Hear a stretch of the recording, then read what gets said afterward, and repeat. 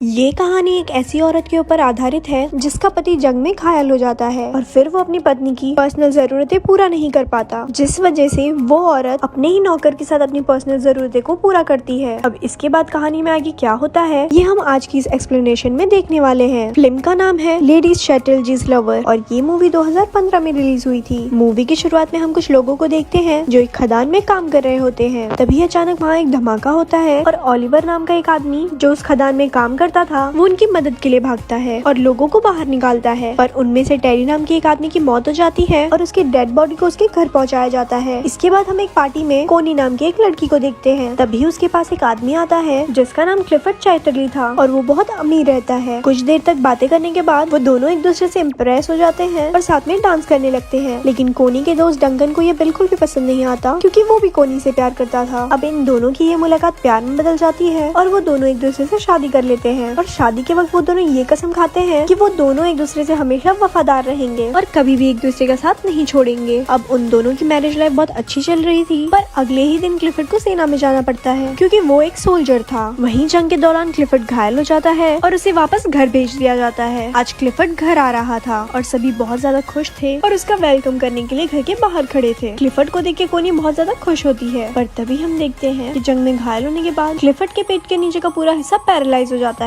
अब क्लिफर्ड अपनी हालत से लाचार था और वो सबको थैंक यू बोलकर अंदर आ जाता है। वहीं कोनी क्लिफर्ड को जिंदा देख के खुश तो हो रही थी, पर वो भी अंदर ही अंदर बहुत ज्यादा दुखी थी। उनकी खुशियों भरी जिंदगी में कभी ऐसा भी मोड़ आएगा ये किसी ने सोचा नहीं था। इसी बात से दुखी होकर क्लिफर्ड खुद को मारने की कोशिश भी करता है, पर तभी कोनी उसे रोक लेती है और वो उसे विश्वास दिलाती है कि वो हमेशा उसके साथ रहेगी। अब इसकी दूसरी तरफ हम ओलिवर को देखते हैं जो अपनी मंगेतर को लेटर लिख रहा होता है। इस बार ओलिवर किसी खदान में काम नहीं कर रहा था, बल्कि इस बार वो जंग में था। कुछ दिनों में ओलिवर जब अपने घर आता है तो वो अपने मंगेतर को किसी दूसरे आदमी के साथ देख लेता है और वो उसे बिना मिले ही वहाँ से चला जाता है। कुछ दिन बाद ओलिवर काम मांगने के लिए क्लिफर्ड के पास जाता है। फिर जब क्लिफर्ड उससे बात कर रहा होता है तब उसे पता चलता है कि ओलिवर जंग में उसके अंडर काम कर रहा था। क्लिफर्ड इससे काफी ज्यादा इम्प्रेस होता है और वो ओलिवर को अपने पक्षियों का ख्याल रखने को कहता है। अपाहिज होने की वजह से क्लिफर्ड अपने लिए गाड़ी खरीदता है और जब वो उसके अंदर बैठ के घूमता है तो उसे लगता है कि मानो उसके पैर वापस आ गए। फिर वो एक दिन कोनी के साथ ओलिवर के पास जाता है। ओलिवर जंगल में बने एक कॉटेज में रहता था और पक्षियों की देखभाल करता था। वहाँ पहली बार कोनी ओलिवर को देखती है। वहाँ से वापस आते वक्त कोनी ओलिवर को इशारा देती है पर ओलिवर उसे समझ नहीं पाता। अगले दिन एक मेड कोनी के पास आती है और उसे बोलती है कि ओलिवर अपने कॉटेज की चाबी मांग रहा है। इस पर कोनी खुद उसे चाबी देने के लिए उसके पास जाती है। जब वो ओलिवर के पास पहुँचती है तो ओलिवर उससे ठीक से बात नहीं करता और उसे बोलता है कि आपको ये तकलीफ उठाने की कोई जरूरत नहीं थी। कोनी को भी ओलिवर के इस बिहेवियर पर गुस्सा आ जाता है और वो गुस्से में वहाँ से चली जाती है। अगले दिन ओलिवर कोनी को एक लेटर लिखता है जिसमें वो अपने बर्ताव के लिए उससे माफी मांगता है। इसके बाद कोनी फिर से उसे मिलने के लिए उसके कॉटेज में जाती है जहाँ ओलिवर अपनी शर्ट उतार कर काम कर रहा था। फिर जब कोनी उसके बदन को देखती है तो उसके भी बदन में आग लग जाती है। ये देख के कोनी खुद को कंट्रोल नहीं कर पाती और वो ओलिवर के पास जाने लगती है, पर तभी ओलिवर भी उसे देख लेता है और अपनी शर्ट वापस पहन लेता है क्योंकि वो कोनी की इज्जत करता था। कोनी को वो जगह बहुत पसंद थी, इसीलिए वो ओलिवर को बोलती है कि मैं यहाँ हर रोज पेंटिंग करने आऊंगी। इस पर ओलिवर उसे बोलता है कि मैं ये जगह आपके लिए साफ कर दूंगा और मैं किसी और जगह चले जाऊंगा। कोनी उसे बोलती है कि तुम्हें और कहीं जाने की जरूरत नहीं है और तुम मुझसे इतना भाग क्यों रहे हो। यहाँ कोनी ओलिवर से गुस्सा हो जाती है और वहाँ से जाने लगती है, लेकिन तभी बारिश आ जाती है इसीलिए वो ओलिवर के साथ उसके कॉटेज में चली जाती है जहाँ वो दोनों आग जला के खुद को गर्म करने लगते हैं। पर तभी ओलिवर वहाँ से उठ जाता है क्योंकि वो कोनी के इरादे समझ रहा था। कोनी उससे पूछती है कि तुम मुझसे दूर क्यों भाग रहे हो, तो ओलिवर उसे बोलता है कि मैं तुमसे दूर नहीं भाग रहा, बस मैं डर रहा हूँ क्योंकि अगर क्लिफर्ड को हमारे बारे में पता चल गया तो मेरी नौकरी चली जाएगी। अब क्योंकि ओलिवर ने कोनी को गर्म करके ठंडा ही छोड़ दिया था इसलिए वो वहाँ से अपने घर चली जाती है। एक दिन कोनी क्लिफर्ड को बोलती है मुझे बहुत अफसोस है कि हमारा कोई बच्चा नहीं है। इस पर क्लिफर्ड बोलता है कि मैं बहुत कोशिश कर रहा हूँ और वो अपने शरीर को ठीक करने के लिए उस पर करंट के झटके देने लगता है। क्लिफर्ड दर्द से बहुत चिल्ला रहा था। फिर जब आखिर में कोनी से उसका दर्द देखा नहीं जाता तो वो क्लिफर्ड को रोक देती है। अब क्लिफर्ड इस काम में नाकाम हो गया था इसलिए वो रोने लगता है। अब इसके अगले दिन कोनी जंगल में जाती है और वहाँ पे बैठ के एक डायरी पढ़ने लगती है, पर तभी उसे ओलिवर के काम करने की आवाज सुनाई देती है और वो तुरंत उसके पास चली जाती है जहाँ पहुँच के वो छोटे चूजों को देखती है और उनको देख के रोने लगती है। उन बच्चों को देख के वो अपने बच्चों को याद करती है जो शायद अब कभी भी पैदा नहीं होगा। अब कोनी को रोता हुआ देखकर ओलिवर उसके पास आता है और उसे गले लगा लेता है। अब ओलिवर भी कोनी को पसंद करने लगा था इसीलिए वो उसे अपने साथ अपने कॉटेज पे ले जाता है जहाँ वो दोनों घपाघप करते हैं। अब कोनी पूरे दिन ओलिवर के साथ ही रहती है और फिर जब शाम होने को आती है तो ओलिवर उसे घर छोड़ने उसके साथ जाता है। जाने से पहले कोनी ओलिवर से पूछती है कि तुमने जो किया है क्या उसका तुम्हें पछतावा है। जिस पर ओलिवर उसे बोलता है नहीं, मैं तुमसे प्यार करने लगा हूँ और अब तुम सिर्फ मेरी हो। उसी रात बहुत तेज तूफान आता है और बादल गरजने लगते हैं। ओलिवर को कोनी की बहुत याद आ रही थी, इसलिए वो बहुत ज्यादा दारू पी लेता है। वहीं कोनी की नींद भी उड़ जाती है और वो भी ओलिवर की याद में सो नहीं पाती। फिर वो खिड़की से ओलिवर के घर की रोशनी को देखती है और वो खुद को रोक नहीं पाती और दौड़ते हुए ओलिवर के पास चली जाती है और उसे जाते हुए उसके घर की एक मेड देख लेती है। ओलिवर भी वहाँ कोनी का इंतजार कर रहा था और वो कोनी को बोलता है कि मुझे नहीं लगा था कि तुम मुझसे मिलने आओगी। इस पर कोनी उसे बोलती है कि मैं तुम्हें कभी भी अकेला नहीं छोड़ूंगी और फिर वो दोनों वहाँ पर खपाखप करने लगते हैं। एक दिन क्लिफर्ड के घर पे एक पार्टी होती है जहाँ पर डंकन भी आया होता है। फिर क्लिफर्ड देखता है कि कोनी और डंकन साथ में डांस कर रहे हैं और उसे ये देखकर बिल्कुल भी अच्छा नहीं लगता। अगली सुबह क्लिफर्ड कोनी को बोलता है कि तुम्हारे लिए तुम्हारे पति से ज्यादा इम्पोर्टेंट एक बच्चा पैदा करना है। ये हमेशा से एक बच्चा चाहती थी और क्लिफर्ड को लगता है कि इसीलिए कोनी डंकन के करीब जा रही है। पर इस बात से कोनी बहुत ज्यादा गुस्सा हो जाती है, जिस पर क्लिफर्ड उसे कहता है कि उसे इस बात से कोई फर्क नहीं पड़ता कि तुम किसी से भी बच्चा पैदा करो, बस वो बच्चा मेरा होना चाहिए। अब इस बात से गुस्सा हो गए कोनी ओलिवर के पास चली जाती है और उसके साथ घपाघप करती है। एक दिन कोनी को पता चलता है कि वो प्रेग्नेंट है, तो वो इस बारे में क्लिफर्ड को बताती है। क्लिफर्ड ये सुनकर बहुत खुश होता है और वो कोनी से उस आदमी का नाम पूछता है, पर कोनी उस आदमी का नाम उसे नहीं बताती। एक दिन क्लिफर्ड ओलिवर से मिलने उसके पास जाता है और वो कोनी को भी अपने साथ चलने को बोलता है। अब वो दोनों जा ही रहे होते हैं और तभी ओलिवर पीछे से आता है और वो कोनी को किस करने लगता है। अब ये दोनों किस कर ही रहे होते हैं, पर तभी क्लिफर्ड कोनी को आवाज लगाता है। दरअसल क्लिफर्ड की गाड़ी कीचड़ में फंस गई थी। तभी वहाँ पर ओलिवर आता है और वो उसकी गाड़ी को धक्का लगाने लगता है, पर इसी दौरान वो जोर जोर से खांसने लगता है। दरअसल ओलिवर जब खदान में काम करता था तो उसके लंग्स खराब हो गए थे। अब फाइनली ओलिवर उसकी गाड़ी को कीचड़ से निकाल देता है और खांसता हुआ वहाँ से चला जाता है। थोड़ी देर बाद कोनी ओलिवर के पास आती है तो ओलिवर उसे गुस्से में बताता है कि उसने 12 सालों तक उनकी खदान में काम किया और अपने लंग्स खराब किए, पर इसके बाद उसे जंग के लिए फ्रांस भेज दिया गया। वो बोलता है कि मेरी लाइफ तुम लोगों जैसी नहीं है, इसलिए तुम अपने पति के पास चले जाओ। अब एक दिन कोनी की मेड मिस बोल्टन ओलिवर के कॉटेज में आती है, जहाँ उसे कोनी की डायरी मिलती है और उस डायरी को देख के उसे समझ आ जाता है कि कोनी के पेट में जो बच्चा है वो ओलिवर का है। एक दिन क्लिफर्ड आने वाले बच्चे की खुशी में अपने घर पर पार्टी रखता है, पर तभी वहाँ पर मिस बोल्टन आती है और वो क्लिफर्ड को बता देती है कि कोनी के पेट में जो बच्चा है वो ओलिवर का है। फिर जब कोनी क्लिफर्ड से मिलती है तो क्लिफर्ड उससे बहुत ज्यादा नाराज हो जाता है। इसके बाद कोनी मिस बोल्टन के पास जाती है और उससे पूछती है कि तुम्हें ये बात किसने बताई, और इस बार मिस बोल्टन उसे कुछ नहीं बताती। अब कोनी को लगता है कि शायद मिस बोल्टन को ओलिवर ने बताया होगा, पर मिस बोल्टन उसे बोलती है कि उसने उसे कुछ नहीं बताया। अब इस पर कोनी रोने लगती है और वो उसे बोलती है कि मैं ओलिवर से बहुत ज्यादा प्यार करती हूँ। फिर मिस बोल्टन उसके पास आती है और उससे माफी मांगते हुए बोलती है कि जल्दी ओलिवर के पास जाओ वरना तुम्हारा पति उसे मार देगा। ये सुन के कोनी भागते हुए ओलिवर के कॉटेज में जाती है और देखती है कि वहाँ पर कोई नहीं था। ये देखकर कोनी रोने लगती है, पर तभी वहाँ पर ओलिवर आ जाता है और उसे देख के कोनी उसे गले लगा लेती है। इसके बाद हम देखते हैं कि कोनी क्लिफर्ड के घर पर आती है, जहाँ कोनी उससे डिवोर्स मांगती है, पर क्लिफर्ड उसे मना कर देता है और ओलिवर को बुलाने के लिए बोलता है। पर फिर जब ओलिवर वहाँ पर आता है तो वो दोनों आपस में बहस करने लगते हैं और फिर फाइनली कोनी और ओलिवर क्लिफर्ड के घर को छोड़कर चले जाते हैं। उनके जाते वक्त क्लिफर्ड वहाँ पर आता है और वो कोनी को तलाक देने के लिए मान जाता है। अब कोनी और ओलिवर क्लिफर्ड से काफी ज्यादा दूर चले जाते हैं और हमेशा हमेशा के लिए साथ रहते हैं। और कुछ इसी तरह से ये फिल्म यहीं पर खत्म हो जाती है। ऐसी और स्टोरी सुनने के लिए हमारे पेज को लाइक करें। धन्यवाद।